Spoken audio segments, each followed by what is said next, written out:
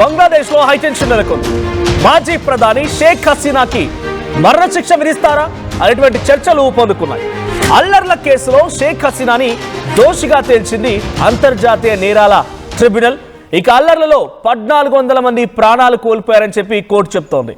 బలప్రయోగం ద్వారా ఆమె అధికారంలో కొనసాగారని చెప్పి ప్రయత్నం చేశారని జడ్జి అంటున్నారు. అంటే అక్కడ రిజర్వేషన్లకు సంబంధించి పెద్ద ఎత్తున ఒక ఆందోళన చేపట్టారు. బంగ్లాదేశ్లోని యువత మొత్తం కూడా రోడ్లపైకి వచ్చి భారీగా పెద్ద ఎత్తున అక్కడ ఆందోళన చేపట్టారు. పెద్ద ఎత్తున అక్కడ కొంత అలజడి సృష్టించారు.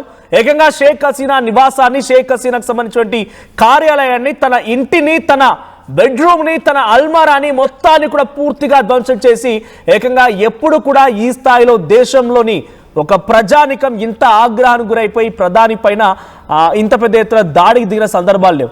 అటువంటి ఒక సంఘటన బంగ్లాదేశ్లో చోటు చేసుకుంది. అయితే ఆ సమయంలో తమ దగ్గర నుండి ఆర్మీ ఫోర్స్ మొత్తాన్ని ఉపయోగించి ఎవడెవడు అడ్డుగా ఉండడం మొత్తం అందరిని తొలగించండి, చంపిపడేయండి అని చెప్పి ఆదేశాలు జారీ చేశారట.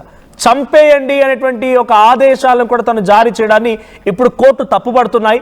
బలప్రయోగం చేసి దాని ద్వారా ఇంకా అధికారంలో కొనసాగాలని చెప్పి చూశారు షేక్ హసీనా అనేది ఇప్పుడు జడ్జెస్ తమ తీర్పులో తమ వాదన సమయంలో మాట్లాడుతున్న పరిస్థితి. ఇక హసీనాకు మరణశిక్ష లేదా జీవిత ఖైదు విధించే అవకాశం కనబడుతోంది. ఇక హసీనాకు ఆశ్రయం కల్పించినందుకు భారత్పై కూడా ఈ ప్రభావం ఉండే అవకాశం ఉంది. హసీనాకు మరణశిక్ష విధించాలని బంగ్లాదేశ్లో నిరసనలు సైతం వ్యక్తమవుతున్నాయి. నా తల్లిని ఎవరూ ఏం చేయలేరు, ఆమె భారత్లో సురక్షితంగా ఉందని చెప్పి అంటున్నారు వాజేద్, షేక్ హసీనా కుమారుడు. సో షేక్ హసీనాకి ద మ్యాక్సిమం శిక్ష అంటే తను ఈ రకమైన ఆదేశాలు జారీ చేయడం మూలంగా తనకి మ్యాక్సిమం శిక్ష పడే అవకాశం ఉంది.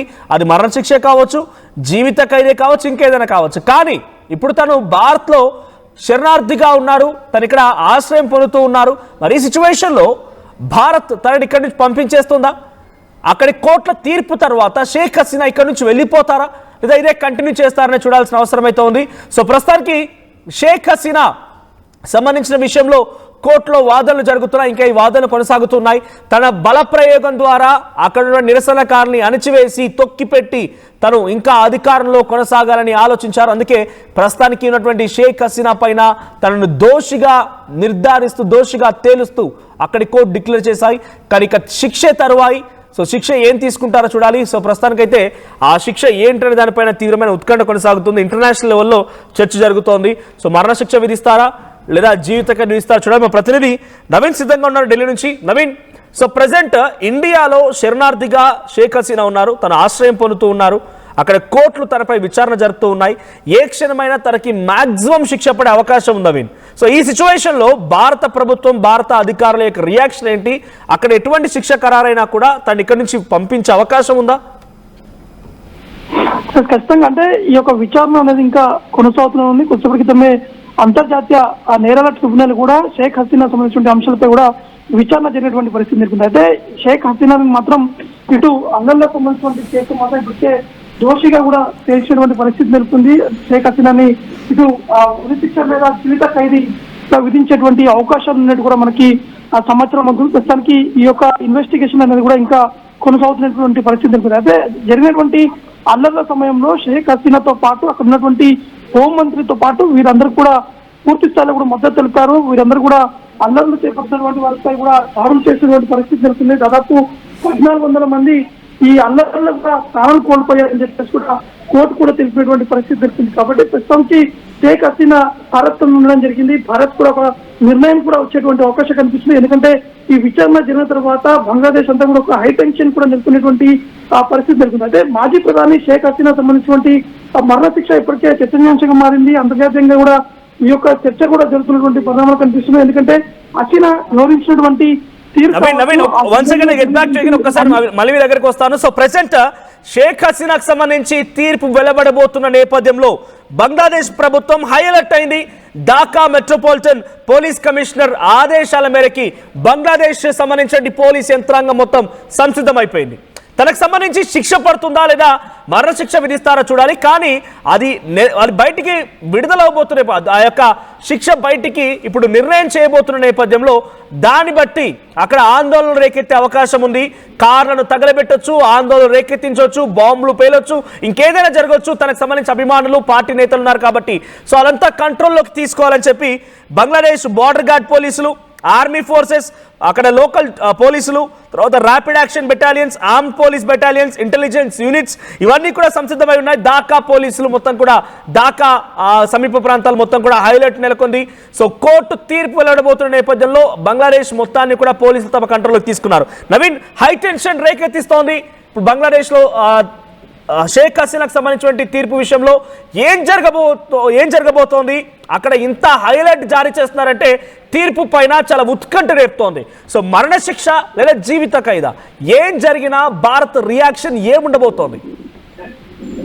ఖచ్చితంగా అంటే మాజీ ప్రధాని షేక్ హసీనా సంబంధించిన తీర్పు మరి కాసేపట్లోనే వెలువడేటువంటి అవకాశం కనిపిస్తున్నాయి. కాబట్టి ఇప్పటికే దక్షిణ ఢాకా మున్సిపల్ కార్పొరేషన్ కావచ్చు, ఢాకా సంబంధించినటువంటి ప్రాంతాల్లో కూడా అక్కడ ఉన్నటువంటి బంగ్లాదేశ్ పోలీసులు కూడా హైలైట్ కూడా జారీ చేసినటువంటి పరిస్థితి నెలకొంది. ఎందుకంటే జరిగినటువంటి ఆందోళన సమయంలో మాత్రం దాదాపు 1400 మంది ప్రాణాలకు కోల్పోవడం జరిగింది. ఆ సమయంలో షేక్ హసీనా ఇచ్చినటువంటి ఆర్డర్స్ కావచ్చు, ఆ సమయంలో హెలికాప్టర్స్ తో పాటు లెథల్ వెపన్స్ తోటి ఈ యొక్క ఆందోళనకారులపై కూడా దాడులో పాల్పడ్డారని చెప్పేసి కూడా ఇప్పటికే కోర్టు కూడా చెప్పినటువంటి పరిస్థితి నెలకొంది. కోర్టుకు సంబంధించినటువంటి ఆధారాలను కూడా అక్కడ ఉన్నటువంటి వారు ఏదైతే ఆ దక్షిణ ఢాకా సంబంధించినటువంటి మున్సిపల్ కార్పొరేషన్ మేయర్ కూడా ఈ యొక్క ఎవిడెన్స్ కూడా వారికి కోర్టు కూడా ప్రజెంట్ చేసినటువంటి పరిస్థితి నెలకొంది. కాబట్టి ఇదంతా కూడా ఎవిడెన్స్ అంతా కూడా ఈ సీడీ ద్వారానే ఇటు షేక్ హసీనా సంబంధించినటువంటి అంశాలు, ఇటు అంతర్జాతీయ నేరాల ట్రిబ్యునల్ కూడా పూర్తి స్థాయిలో విచారణ కూడా చేపట్టడం జరుగుతుంది. మరి కాసేపట్లోనే ఈ తీర్పు అనేది కూడా వచ్చేటువంటి అవకాశం కనిపిస్తుంది. హసీనాకు మరణశిక్ష లేదా జీవిత ఖైదీ విధించేటువంటి అవకాశాలు ఉన్నట్టు కూడా ప్రస్తుతానికి మనకి అక్కడి నుంచి సమాచారం కూడా ఉంటుంది. కాబట్టి పూర్తి స్థాయిలో ఢాకా అంతా హై అలర్ట్ కూడా ప్రకటించారు. ఒకవైపు హసీనా ఇటు భారత్ తో ఉండడం జరిగింది. భారత్ ప్రభుత్వం తీసుకున్నటువంటి నిర్ణయాలు ఏ విధంగా ఉండబోతుంది అనేది కూడా వేచి చూడాల్సి ఉంటుంది. Manoj, right, thank you Naveen. So మొత్తంగా నా తల్లిని ఎవరు ఏం చేయలేరు, ఆమె భారత్ లో సురక్షితంగా ఉంది. ఇది షేక్ హసీనా బంగ్లాదేశ్ మాజీ ప్రధాని కుమారుడు వాజేద్ మాట్లాడుతున్నమాట. సో మరి కాసేపట్లోనే తీర్పు వెలువడే అవకాశం ఉంది. సో బంగ్లాదేశ్ మాజీ ప్రధాని షేక్ హసీనాకి మాక్సిమం శిక్ష, ఇది నేను చెప్తున్న మాట కాదు, జడ్జెస్ అక్కడ వాదిస్తున్నటువంటి వాదనలకు సంబంధించిన దాంట్లో ఒక మాటగా చెప్పుకొచ్చారు. సో మాక్సిమం శిక్షను విధిస్తామని చెప్పుకొచ్చారు. మరి మాక్సిమం శిక్ష అంటే మరణశిక్ష ఉంటుందా లేదా తనకి జీవిత ఖైదు విధిస్తారా చూడాలి. సో ప్రస్తుతానికి శరణార్థిగా భారత్ లో ఆశ్రయం పొందుతున్నటువంటి బంగ్లాదేశ్ మాజీ ప్రధాని షేక్ హసీనా విషయంలో చాలా ఉత్కంఠ రేపేటువంటి తీర్పు రాబోతోంది. మరి ఏ క్షణమైనా తీర్పు వెలువడే అవకాశం ఉంది. సో ప్రస్తుతానికి నేను అక్కడ జరిగినటువంటి వాదనలకు సంబంధించి కూడా బంగ్లాదేశ్లోని పలు వెబ్సైట్ల ద్వారా చూస్తున్నాను. సో అక్కడ ప్రొటెస్టర్ డిమాండ్స్ డెత్ పెనాల్టీ, అందరూ కూడా ప్రొటెస్ట్ చేస్తున్న వారు తనకి ఉరిశిక్ష విధించండి అని చెప్పి అక్కడ కొంత ఆందోళన చేపడుతూ ఉన్నారు. సో తన శిక్ష తరువాత కొంతమంది తనకు సంబంధించి పార్టీ కార్యకర్తలు కానివ్వండి, నేతలు కానివ్వండి, అభిమానులు కానివ్వండి, ఇంకా బంగ్లాదేశ్లో సామాన్య జనం కానివ్వండి, తనకు శిక్ష పైన వ్యతిరేకంగా పోరాడవచ్చు, లేదంటే తనకు శిక్ష తగ్గించారని చెప్పైన ఆ శిక్షను తగ్గించడం పైన కూడా పోరాడవచ్చు. సో ఏ రకంగా అయినా సరే అక్కడ ఆందోళన రేకెత్తించే అవకాశం ఉంది. కాబట్టి బంగ్లాదేశ్లోని పోలీస్ ఫోర్సెస్ని, ర్యాపిడ్ యాక్షన్ బెటాలియన్స్ని, ఇంటెలిజెన్స్ యూనిట్స్ని, స్థానిక పోలీస్ అందరినీ కూడా ఢాకా చుట్టుపక్కల పరిసర ప్రాంతాల మొత్తాన్ని మోహరించి ఉంచారు. సో ప్రెసెంట్ అక్కడ సిచ్యువేషన్ హైలైట్ నెలకొని మరి కాసేపట్లోనే దీనికి సంబంధించి జడ్జ్మెంట్ వచ్చే అవకాశం ఉంది. షేక్ హసీనాకి మరణశిక్ష విధిస్తారు అన్నటువంటి చర్చ అయితే ప్రయత్నం జోరందుకుంది. బంగ్లాదేశ్లో తనకి అంటే గతంలో షేక్ హసీనాకి మరణశిక్ష విధించాల్సిన అవసరం ఏమొచ్చింది, ఇంతలా డిమాండ్స్ ఎందుకు వ్యక్తమవుతున్నాయంటే రిజర్వేషన్కి సంబంధించి అంతర్గతంగా బంగ్లాదేశంలో ఒక యుద్ధం మొదలైనప్పుడు అక్కడ యువత మొత్తం కూడా షేక్ హసీనా నివాసాన్ని, షేక్ హసీనా కార్యాలయాన్ని, ఏకంగా తన ఇంటిని, తన ఇంట్లో ఉన్నటువంటి బెడ్రూమ్ని, అల్మరాని, ఏకంగా తను వాడేటువంటి వస్తువులను కూడా ధ్వంసం చేశారు. అక్కడ ఆందోళన చేపట్టారంటే ఏ స్థాయిలో అక్కడ ఉద్యమం జరిగిందో అర్థం చేసుకోండి. సో ఆ మొత్తాన్ని కూడా తమకున్నటువంటి ఆ ప్రధాని హోదాను ఉపయోగించి ఆర్మ్డ్ ఫోర్సెస్ని, తర్వాత ఆర్మీని, మొత్తం ఉన్నటువంటి పోలీస్ యంత్రాంగాన్ని, తన బలాన్ని మొత్తాన్ని ఉపయోగించి బలప్రయోగం చేసి దీన్ని అణచివేయాలని చెప్పి చూసింది. అడ్డొచ్చిన వారిని చంపేయమని ఆదేశించింది. సో ఈ నేపథ్యంలోనే వాటన్నిటిని పరిగణలోకి తీసుకొని తనని దోషిగా తేల్చారు కర్ణాటక అక్కడ బంగ్లాదేశ్ సంబంధించినటువంటి అక్కడి జడ్జెస్. సో ఈ నేపథ్యంలోనే అక్కడ జరిగిన సిచ్యువేషన్కి సంబంధించి కొంత ఉత్కంఠ రేపుతోంది. సో మినిట్ టు మినిట్ అక్కడ వాదనలు సంబంధించి అప్డేట్స్ కొనసాగుతూ ఉన్నాయి. Sheikh Hasina accused of committing crimes against humanity. Accused prime minister Sheikh Hasina committed crimes against humanity by her incitement order and also failure to take preventive and punitive measures under change 1. The court said as reported by so అక్కడ జరుగుతున్నటువంటి వాదోవాదాల సమయంలో తను దీని కంట్రోల్లోకి తీసుకురావడం కోసం బలప్రయోగం చేయడం కోసమే ఆలోచించింది, కానీ ఎక్కడ కూడా తను దీన్ని కంట్రోల్ తీసుకోవడం కోసం ఇంకేదైనా మార్చాలి, వాళ్ళ డిమాండ్స్ ఏంటి, వాటితో మాట్లాడేటువంటి ప్రయత్నం ఎక్కడా కూడా చేయలేదు.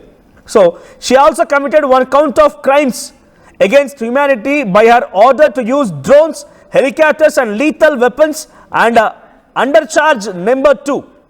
సో చాలా మందిని కూడా చంపేయాలనే చూసింది, హతమార్చాలని చూసింది, కానీ ఎక్కడ కూడా ఈ యొక్క సిచ్యువేషన్ని కంట్రోల్లోకి తీసుకురావాలి, అక్కడ జరిగేటువంటి సినారియోని మొత్తం కూడా నేను అర్థం చేసుకోవాలి రకంగా తను ప్రయత్నం చేయలేదు అనేది అక్కడ వాదనలు వినిపిస్తున్నటువంటి అడ్వకేట్స్, తనకు వ్యతిరేకంగా వాదనలు వినిపిస్తున్న వారు చెప్తున్న పరిస్థితి.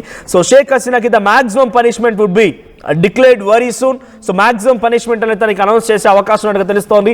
ఆ మ్యాక్సిమం పనిష్మెంట్ అంటే మరణశిక్ష ఉంటుందా, జీవిత ఖైదు ఉంటుందా చూడాల్సిన అవసరం అయితే. ప్రస్తుతానికి దీనిపై భారత రెస్పాన్స్ ఏంటో చూడాలి. మన భారత విదేశాంగ మంత్రిత్వ శాఖ కానివ్వండి, భారత ప్రధాని మోదీ ఏమైనా రెస్పాండ్ అవుతారా? ప్రస్తుతం తను శరణార్థిగా భారత్లో ఆశ్రయం పొందుతూ ఉంది కాబట్టి తనకు ఎటువంటి శిక్ష విధించినా దీనిపై భారత ప్రభుత్వం రియాక్ట్ అయిపోయి తనని బంగ్లాదేశ్కి పంపిస్తారా లేదా ఇక్కడే ఉంచేస్తారా, తను ఇక్కడి నుంచి ఇంకేంటి దేశాలకైనా కొంత శరణార్థి కోరి అక్కడ వెళ్ళే అవకాశం ఉందా? గతంలో తను ప్రయత్నం చేసింది, ఇంగ్లాండ్, యూకే లాంటి దేశాలు వెళ్ళడానికి ప్రయత్నం చేసింది, అక్కడ తన కుమార్తె కూడా ఉన్నారు అన్నట్టుగా తెలుసు. సో ఈ నేపథ్యంలో అక్కడ ప్రభుత్వాలు కూడా నువ్వు రావడానికి వీల్లేదని చెప్పి అడ్డుకట్ట వేశాయి. సో ఇప్పుడు ఏం జరుగుతుందో చూడాల్సిన అవసరం అయితే ఉంది. మరణశిక్ష, జీవిత ఖైదా, మరి కాసేపట్లో తీర్పు వెలువడే అవకాశం ఉంది.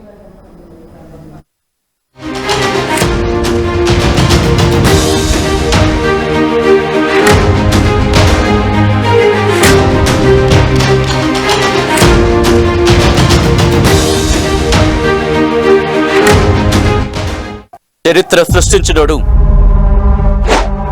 ఇప్పుడు ఆ చరిత్రని తిరగరాయబోతున్నాడు. అబద్ధాల గోడల్ని బద్దలు కొట్టి నిజాలను రాగా మీ ముందుంచబోతున్నాడు. నిజమైన వార్తల కోసం వెంటనే డౌన్లోడ్ చేసుకోండి రా యాప్ని.